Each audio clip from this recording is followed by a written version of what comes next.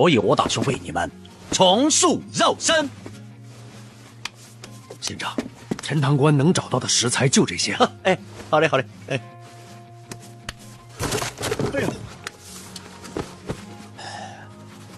想起来了！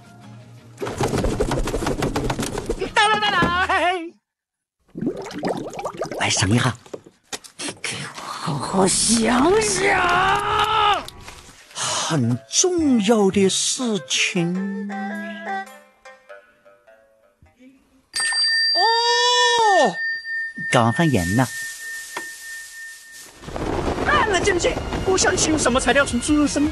哪吒的肉身，这就算重塑完成了吗？你就说还原的像不像嘛？